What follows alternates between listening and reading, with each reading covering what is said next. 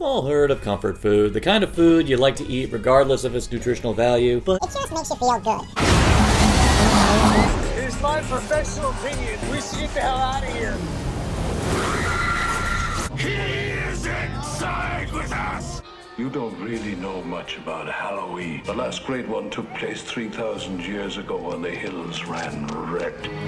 You smell that? It's your fear. You will never get away! Stop! Stop it! Happy Halloween. Halloween. The barriers will be down between the real and the unreal. Halloween, the children. You happen to know anything about this Cochrane? Trick or treat, trick or treat. Halloween. The world's going to change tonight, Doctor.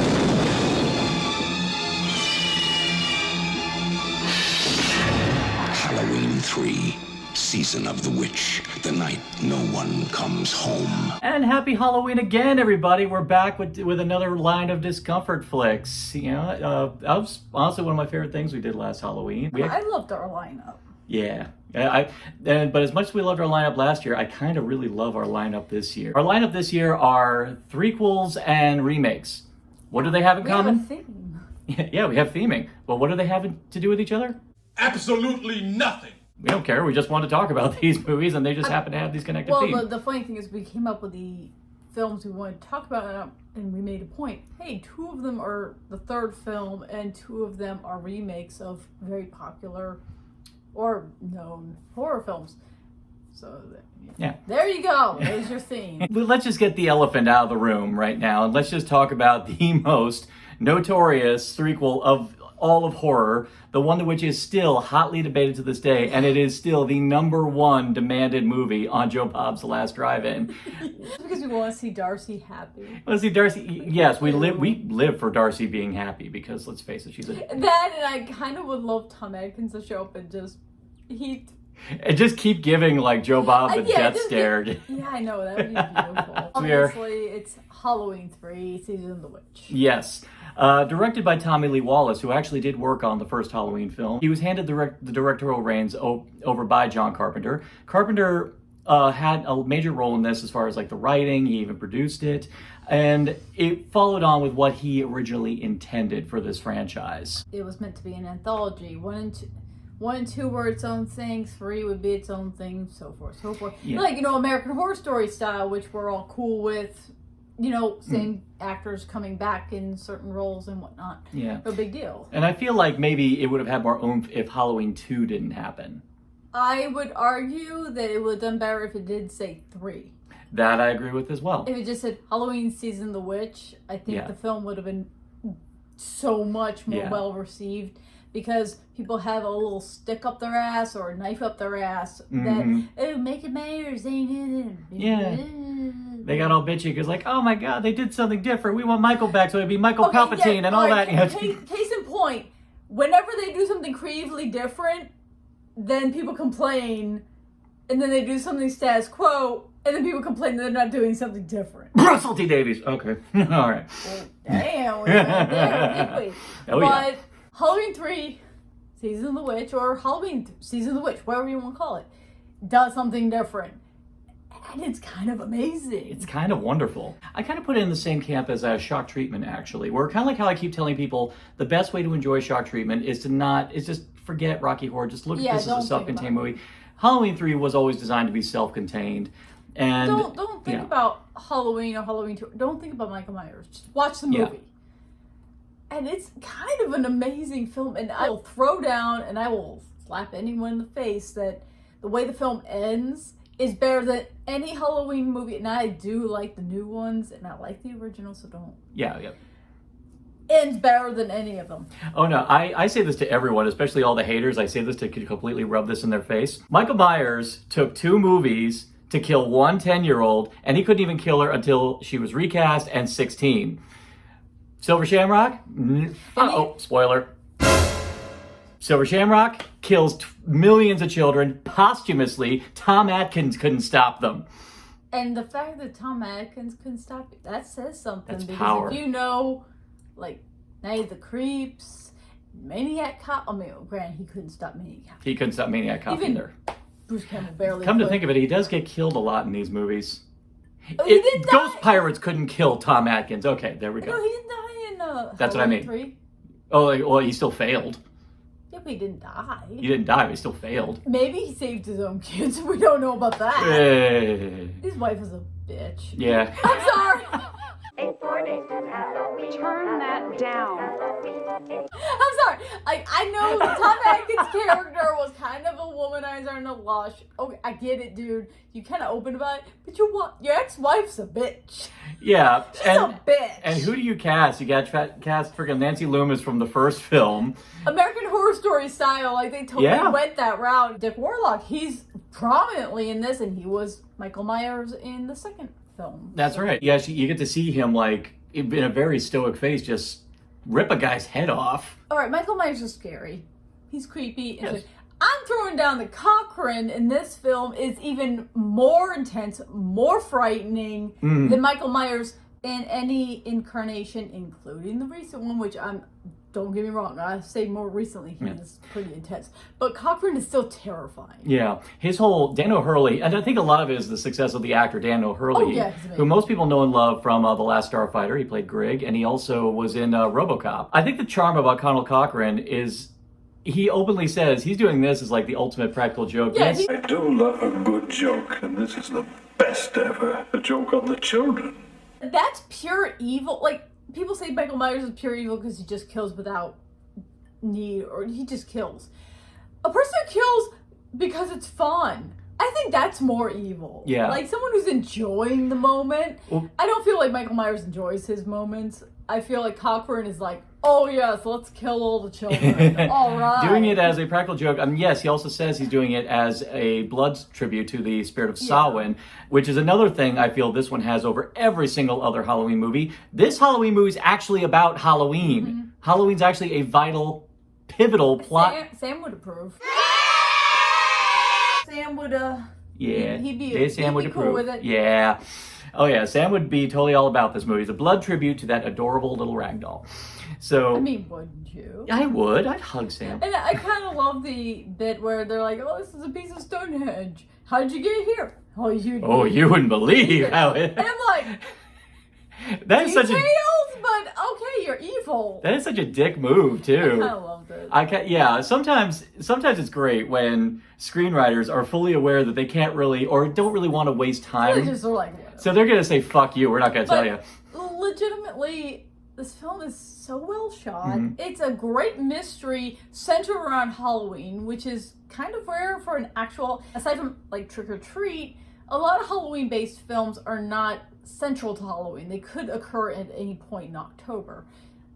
Halloween, Michael Myers movie, yeah, that could have happened any time. It just so happened to happen during Halloween. I love that. Yeah. Needed Halloween to happen in order for the story to proceed. Exactly. And even the nature of a lot of the horror of this movie kind of harkens back to one of my new favorite subgenres, small town, big conspiracy concepts. Like, of course, the original Wicker Man comes to mind. One recent favorite, which I made mention of in Deep Cuts, which I love, is Dead and Buried.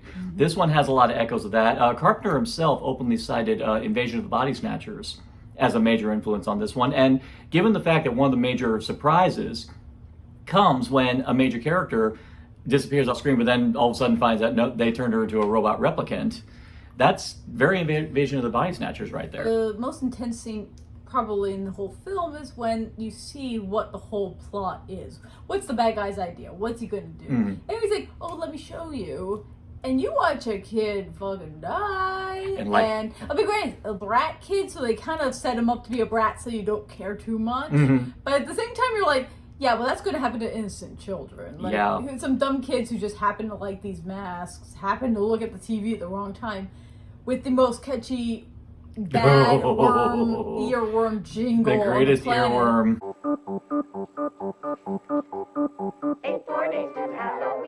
I have that on my phone as my phone. Yes. So, you know. Oh no, we loved it. We loved it so much we even recreated it last year. Halloween, happy, happy Halloween, silver.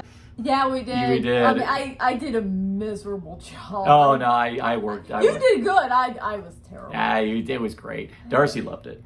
Well, that's That all as long as that matters. matters, that's all that matters. As long as Darcy loves it. But This episode's for you, by the way, Darcy. it's primarily a mystery as to what is going on and why is it happening. And when you find out, it's freaking terrifying. Yeah.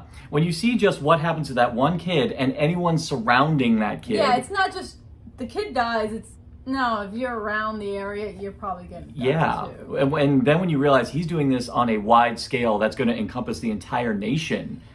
Holy crap. I mean, also, it's an interesting thing to point out, and this is, I don't know if this is Cochrane's plan, but this is a personal thing I noticed the last time I watched it recently. The masks were probably a little more expensive than the plastic simple masks. So these were probably more middle, upper income kids who would be able to have a silver Shamrock mask. Like, you're not going to, the poor kids ain't going to be, or if you don't do Halloween, you would have no interest in these masks. So I'm like, he's kind of taking out the upper class and the middle class kids. I don't know if that was an intention, but considering current times, I thought that was actually an interesting commentary. And you know what? Carpenter's never shied away from political themes from any of his work. Care. So Dr. Chalice shows up with these simple plastic masks for those Halloween costumes we all had as kids with the plastic bags with prints on them. Like the really plastic bags. And the kids are like, no, Mom, that was the good mask. And they got the silver Shamrock ones. And I'm like, those things were like 80s money, $15. Those are $20, I'm like, I know for a fact as a child, I wanted to dress like Catwoman from Batman Returns, and the costume was $30. Yeah. My mom would buy it. Oh, yeah. And I wasn't, we were middle income. My mom still wouldn't buy me my $30 costume. She was like, no, you're getting $10 for your costume. I'm like, yeah. She's like, you won't wear it. I'll wear it. So I'm just saying, like, the kids who would be affected by what Cochrane is doing are kind of like the upper class and middle class. Yeah. I mean, I'm telling you now. Like, eat the rich? Fuck you. You've seen our masks, in our Deep Cuts episode. You've seen us have all three of the Silver Shamrock masks. And they were not $15. I wish they were $15. No. My ass. But you know what? Fucking worth it. Good news is they do not have actually functioning Silver Shamrock. Alas, no. They won't turn your face into bugs like it happened to that poor woman in the motel. Interesting bit of narcotic casserole history. This movie, a long time in the dawn of the Cinema Schlock Society, when we had season 0, this movie was actually was going to be part of that lineup. I remember us watching it, and maybe I was very, very drunk. We were. Just assume yes. But we assumed that the movie was meant to be bad because Halloween 3 is worse. I just remember the ending being amazing, but not paying attention. And it stayed with us. It really stayed with us. Oh no, that ending did. Pick off the third channel. The third channel. It's still running. Stop it, please. For God's sake, please stop it. There's no more time. You've got to... Please, stop it. Stop it now. Turn it off. Yeah. Absolutely. Well, another thing that did stay with us, and this is also the dawn before we realized how much of a god Tom Atkins is, there was we were a bit weird about him having a fly-by-night romance with his leading lady, but... But as we've gone on, we've come to the realization, Tom Atkins. Out of it as it is, because it is, you know what? It also was the 80s, and that kind of happened in stories, so I kind of just let it slide. Maybe nowadays, not so much. Yeah. Like, it's not a thing, but back then, romances happened, and people jumped into bed together, and they didn't care. And, I can't They never said it was her. love anyway. No, they never did. Never did say it was love. They never said it was love, but hey, you stressed out. You want a little nookie. Yeah. Go for it. And Tom Atkins. Yeah. He's always charismatic. He is. He's always charismatic. I gotta admit, one of my favorite things in The Fog now is when he meets Jamie Lee Curtis and she asks, "Are you weird?" And he goes, "Yes, I am." Are you weird? Yes, I am. Yes, I am weird. You are weird. Yes. You're weird. Thank God you're weird. Honestly, They hooked up, but you didn't question it. I didn't. You're like, and then after a why while, not? you just come. He's one of the few people who can actually make it attractive to be a drunken, lush, degenerate. you know what? The thing is like, even his character, he drank. Mm-hmm. And you could tell that it was not in a positive way. Like, he drank too much. Yeah. He also was very sexually open, and like, he slapped his nurse on the butt, but she then slapped his ass. So Yeah. I'm like, I feel like they kind of have this unspoken we know where our boundaries are, so we know what we can do and what we can't Even- do. So like, I feel like he wasn't stepping over lines because she just whacked him right in Even the the butt. And I mean, I'm like, Even I get it. Even the forensic specialist even had like little flirtatious dialogue with them as well. They kind of slap back, but like, it's kind of like racquetball. Yeah. He throws, they throw back, and it's probably a ball had sex with him. Probably. But so, like, okay, what's the problem with that? That's not weird. Mm-hmm. That's not bad. I kind of like seeing a lead male that is not your stereotypical, like, James Bond. You don't question that he's hooking up with everybody. Yeah. But like, I kind of like that Tom Atkins became that. You know? Yeah. That's cool. That's all right. Yeah, and and honestly, I think he's the other actor of the '80s with a power mustache. I mean, I would love. think his power balance. I think his mustache has more power than Tom Selleck. Listen, it felt really weird watching Creepshow. It really did. Just like how it was weird watching Tom Selleck in In and Out. It was just, yeah. Tom Selleck being gay in In and Out, that was okay. No, him not having a mustache, that was fucking weird. I mean, but like Tom Atkins not having a mustache, it's like that's why he had no power, and that's why the kid could do voodoo. Yeah, that's why voodoo worked on him. If he had a mustache, the voodoo would not have worked. I feel like his mustache protects him. Yes. It's a shield of power. Yeah. Oh no, that's why at the end of the Night of the Creeps, he's after getting roasted, he's still walking around smoking cigarettes. Yeah, it's not the creatures, it's his mustache. It's just kept him going. Well, that's what got him possessed at the end. Is that his mustache burned off. Yeah. Yeah. That was his protection spell. Yeah. It's like Samson's Quaff of Power, but in mustache form.